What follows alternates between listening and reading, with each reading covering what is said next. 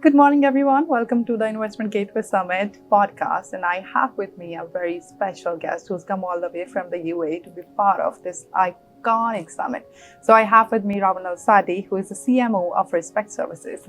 I'd like to welcome you to the podcast and to St. Kitts and Nevis. Appreciate it. Thank you so much. How are you feeling to be on the island? Honestly, it's great to be back here. This is my second time. I'm a Kittitian myself, so it's always good to be back home. And it always feels so hospitable being here. The people are so lovely. The weather's, although it's humid, it's very nice for relaxation.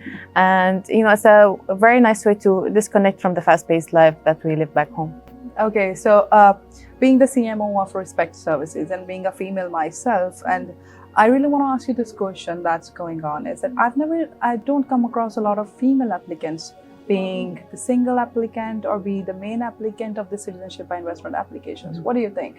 Honestly, it was the case at the beginning when we first introduced these programs, but in the last 5 years, we were seeing a shift in who's the main applicant. We're seeing more ladies, single applicants being their own sponsors for the applications. We're also seeing women as part of the families being also the main applicant. So we're seeing kind of a shift in the industry. There are a lot of ladies who are well accomplished, especially if we are talking about the millennial generation. They're very well established, they have good jobs, and they want to discover the world. So we see them that they are coming front and forward to sponsor their own applications and be the main applicants and pay for that kind of second citizenship. I myself obtained my passport and citizenship being a single applicant as well as a female. So we are seeing that kind of shift. We're seeing that kind of awareness that are going around between the ladies that, we don't have to wait for someone else to do things for you. You sometimes just have to roll your sleeves and just do it yourself. We were just discussing now with my team as well, a couple of single ladies, single moms, and also parts of the families, as I mentioned, being the main applicants. So there is a shift in the market, and I'm so proud of to be saying that. So which countries these females usually belong to? I know it might sound surprising, but the Middle East, we're seeing, I think with better education, with the openness towards the world, with the globalization, the ladies are really taking their part in the community. And in the Middle East, we're seeing them succeeding and also applying for their own citizenships. So what do you think has motivated these women to come forward as the main applicants or single applicants for these CBI applications? So I think it has to do a lot with career advancement. It also had to do a lot with getting better opportunities for education, for also the medical field as well. I see a lot of ladies wanting to secure the future of their next generation as well. So it comes from different backgrounds and also different intentions, but it's always the same goal, which is securing a better tomorrow for them. And it's actually the slogan of our company. It's for a better tomorrow. So we're seeing a lot of ladies seeking that. So can you share a success story of a woman who was a single applicant or main applicant of an application who went through? I can talk about myself. I've been working in the industry for the past maybe 7 years, and it was always a dream of mine to obtain a second passport because I'm very passionate about traveling, and I'm also very passionate about exploring the world and advancing my career. So I always thought about applying, but there was always this kind of a little bit of insecurity. What if I paid that amount of money there, how will I feel secure otherwise? Because, sometimes for ladies, having that kind of finances is basically your plan B in life.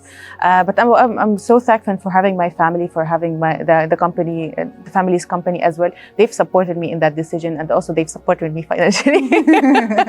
Because I'm just a girl. In this business exactly. But they were so supportive, and I did that step. And honestly, ever since, it changed my life dramatically. I'm able to travel for work very regularly. I'm able to represent the company, and I kind of gave them a return on investment. You should.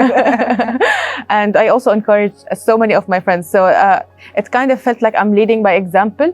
So I have now 2 of my best friends applying as well, and it felt like really empowering to be a role model for these ladies.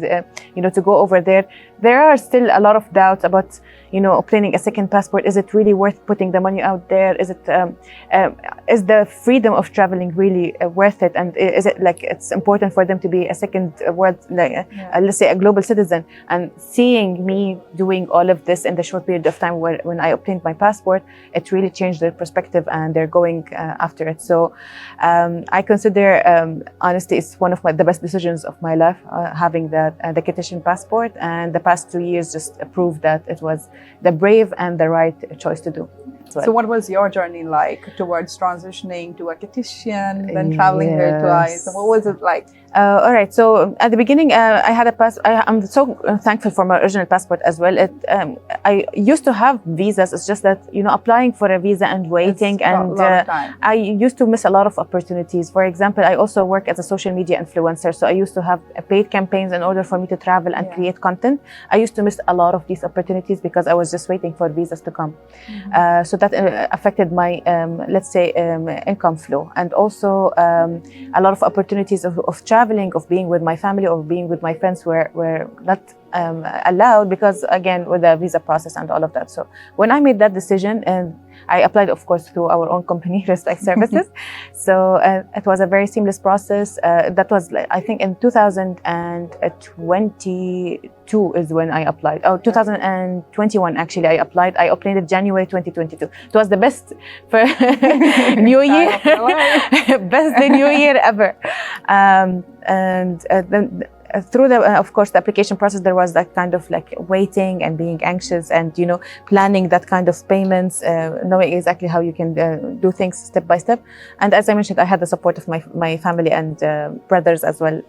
So when I obtained it, immediately we made plans in order for us to use my success story as marketing for the company, which paid off thankfully. And also I've traveled with it to showcase also the audience from the Middle East the process of obtaining a second passport, which was not at all common in the Middle East. Yes, exactly. Thank you so much. Sure. Thank you so much for joining our podcast, and I would love having you more. For sure. And it was really pleasant experience speaking to you. Thank you so much. Thank you so much. I appreciate it. Thank you so much. Thank you, everyone.